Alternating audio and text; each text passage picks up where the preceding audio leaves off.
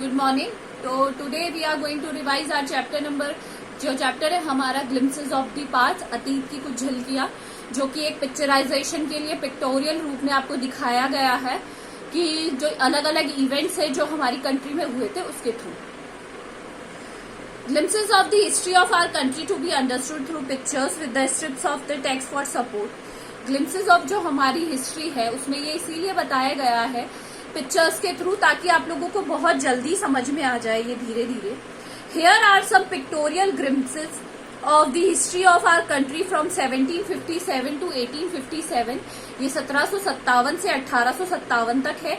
इसकी जितनी भी डेट्स हैं वो आपको याद रखनी है। आपको सारी इसकी जितनी भी डेट्स हैं सब याद रखनी है, कोई सी भी डेट आप मिस नहीं करेंगे।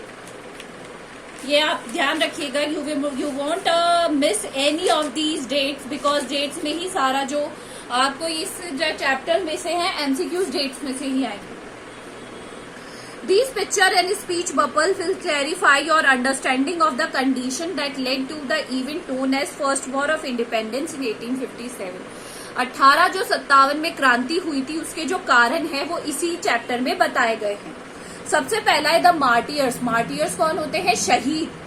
तो at a function at Delhi, एक फंक्शन में दिल्ली में लता मंगेशकर जी गाना गा रही हैं, oh my countryman let your eyes fill with tears as you recall the sacrifices of India's martyrs. Martyrs कौन होते हैं? शहीद। And she was singing the song ए मेरे वतन के लोगों। ये वो वाला गाना गा रही है। अब इसमें ये आता है कि फर्स्ट पिक्चर में कौन गाना गा रही थी। मैं ऑप्शन देती हूँ, लता मंगेशकर हो गई या फिर आशा भोसले हो गई, तो आपको उनमें से सही चूज करना है। सेकेंड है द कंपनीज कॉन्क्वेस्ट। कंपनी का जो कब्जा था, कॉन्क्वेस्ट का मतलब होता है कब्जा, वो कब से था? 1757 से 1849 तक, 1849।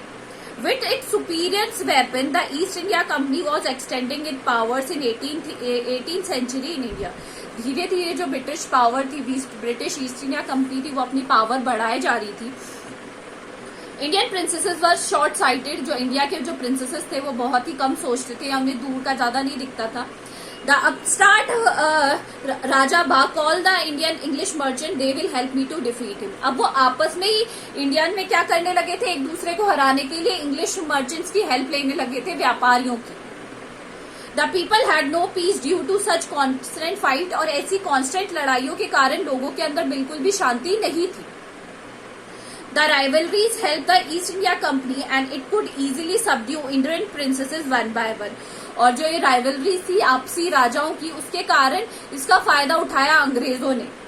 A far-seeing ruler like brave Tipu of Mysore fought the British till the died fighting। और जो टीपू सुल्तान थे मैसूर के, उन्होंने अपनी जान की आखिरी बाजी भी लगा दी थी। Thank God there is peace in the country now, no more wars and no losing by thugs। How Indian react. अब ये जो सिचुएशन हुई इस पे इंडियंस ने कैसे रिएक्ट किया? कुछ ने कहा कि थैंक गॉड अब इंग्लिशमैन हमारे साथ है तो हम क्या कर सकते हैं, ज्यादा अचीव कर सकते हैं। But on the other hand सब चाहते थे, कुछ लोग चाहते थे कि उन्होंने क्या कर दिया, हमारे देश को बांट दिया है, अब किसी का भला नहीं हो सकता। थर्ड है ब्रिटिश रूल 1865 से 1836 तक। Religious leader preach like untouchability and child marriage. ये क्वेश्चन भी आ सकता है कि रिलीजियस जो लीडर्स थे वो क्या पर प्रीच करते थे? तो untouchability and child marriage. Anyone who crosses the sea loses his religion. कोई भी अगर अपनी कंट्री को क्रॉस करके जाता है तो अपना रिलीजन रूल्स कर देता है। All the misery in the world is due to women. और कुछ का ये मानना था कि जो दुनिया में जितनी भी परेशानियां हैं वो किसके कारण है? औरतों के कारण है। The truth was that Indians has lost self respect, but सच्चाई यही है कि इंडिया के लोगों ने अपनी सेल्फ रिस्पेक्ट खो दी थी। The British spawned them, और ब्रिटिशर्स ने उन्हें बिल्कुल तबाह कर दिया था, बिल्कुल खत्म कर दिया था। The natives are unworthy of trust and incapable of honesty। और ये जो नेटिव लोग हैं आसपास के, ये लोग बिल्कुल भी इन पे हम भरोसा नहीं कर सकते। True your honor, but I am honester। But कुछ लोग थे जो उनके फेवर में भी थे। Being merchant, the British wanted quick profits. Their heavy taxes forced farmers to abandon their fields। और जो ब्रिटिशर्स क्या चाहते थे कि उन्हें जल्दी मुनाफा हो, इसलिए उन्होंने क्या करना शुरू कर दिया, लोगों की जो जमीनें थी उन पे कब्जा करना शुरू कर दिया। But your men are taking all my crop. आप पिक्चर में देखेंगे कि द किसान इज सेइंग कि आपके आदमी मेरा सारा खेत जो क्रॉप है वो ले जा रहे हैं। You are still arrears, if you don't pay next week I will send you in jail. But वो कह रहे थे कि आप अभी भी कर्जे में है और अगर आप नहीं देंगे, कर्जा नहीं चुकाएंगे तो हम आपको जेल में भेज देंगे। The good manufacture to England should not have any import duty when bought in India. A good idea. The East India Company have begun to cripple Indian industries. और धीरे धीरे उन्होंने क्या करना शुरू कर दिया कि बाहर से जितने भी सामान इंपोर्ट होता या जो बाहर से ब्रिटिश आता यहाँ पे ब्रिटिशर्स का सामान, उन्होंने उस पर बिना कोई टैक्स लगाया उनको क्या करना शुरू कर दिया, इंडिया में अलाउ करना शुरू कर दिया। और इससे क्या होने लग गया, इंडियन इंडस्ट्रीज खत्म हो गई। The British policies ruined the expert artisans and their business. और जो उनके बेचारे जो छोटे स्मॉल स्केल इंडस्ट्रीज वाले लोग थे उनके बिजनेस एकदम ठप हो गए। राजा राम मोहन रॉय 1772 से 1833। राजा राम मोहन रॉय बहुत ही ज्यादा लर्नेड मैन थे। He was from Bengal and understood what was wrong in the country, कि कंट्री में क्या गलत हो रहा है। Let us despise our self, our ancient culture is great. उन्होंने कहा कि जो हमारा पुराना कल्चर है वो बहुत ही ग्रेट है। As we are capable of greater achievement we must reform our society, superstition have ruining us. तो उन्होंने कहा कि जो अंधविश्वास है उससे हमारी कंट्री क्या होती जा रही है, खोखली होती जा रही है। ही टोल्ड हिज वाइफ, उन्होंने अपनी वाइफ से कहा, cows are of different colour. Cows कैसी होती है, अलग अलग कलर की होती है। And the colour of their milk is the same, but उनके जो दूध का रंग होता है वो सेम होता है। Different teachers have different opinions but the essence of every religion is same. हर एक टीचर का अलग अलग सार होता है, अलग अलग समझाने का तरीका होता है, बट उनका कहने का नजरिया और सेम ही होता है।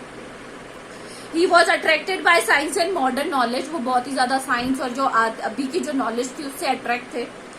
Knowledge should be practical and scientific. उनका मानना था कि नॉलेज प्रैक्टिकल होनी चाहिए, साइंटिफिक होनी चाहिए। He started newspaper, but the suspicious British stopped them in 1823. उन्होंने एक पेपर भी स्टार्ट किया बट कुछ काम नहीं बना और उसे बंद कर दिया गया। He crossed the seas and went to England to see what made the British powerful. There he told them, और वो ब्रिटिश इंग्लैंड भी गए, वहां जाकर वो ये देखना चाह रहे थे कि ऐसा क्या है जिसके कारण ये बहुत ही ज्यादा क्या है, अमीर है Britishers. We accept you as rulers, हमने आपको एक्सेप्ट कर लिया है अपने रूलर्स के तौर पर। And you must accept as a subject, और आपने हमें अपनी प्रजा के रूप में भी क्या कर लिया है, एक्सेप्ट कर लिया है। But you must remember the responsibility a ruler ओज टू हिज सब्जेक्ट। बट आपको ये रिस्पॉन्सिबिलिटी समझनी पड़ेगी एक रूलर की, एक राजा की अपनी प्रजा की तरफ। ठीक है, तो आज हम रिवीजन यहीं तक करेंगे। इसके 4 पार्ट्स आप कंप्लीट कर लीजिएगा। Thank you.